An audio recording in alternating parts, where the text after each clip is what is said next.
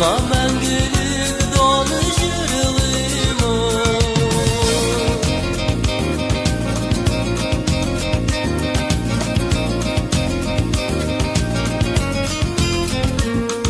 Сен güzellik, seni süyünün özü, Көңіллерге шатлық беруші, Жаныбызға тынғы yüreklerге, Sönmez bir nur bulup görüşü.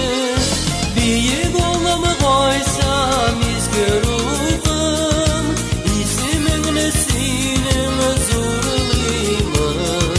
Rahmet aytıp sina barası için, Sina мәңгілік даны жырлыймын.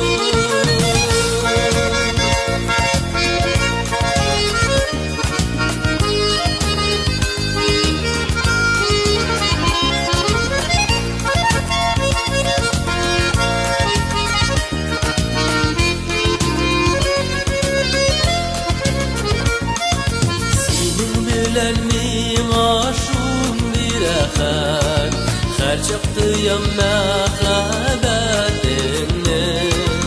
Avur çoxda sin yəldəm şibima, Qızğanmıysın mərhəmətini.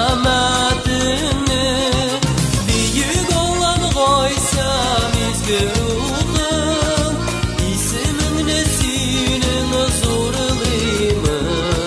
Rəhmət aytıp sina barası için, Sina мәңгілік даны жырлыймы. Büyük olam koysam izgür ruhum, İsmini senin huzurluyum. Rahmet aytıp sina barası için, Sina мәңгілік dаны жырлыймы.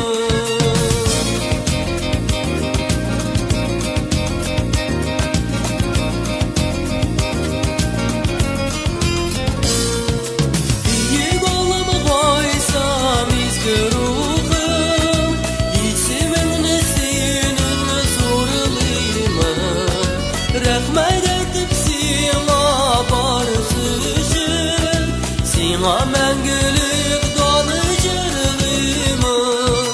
Büyük olam koysam izgür ruhum, İsmini senin huzurluyum. Rahmet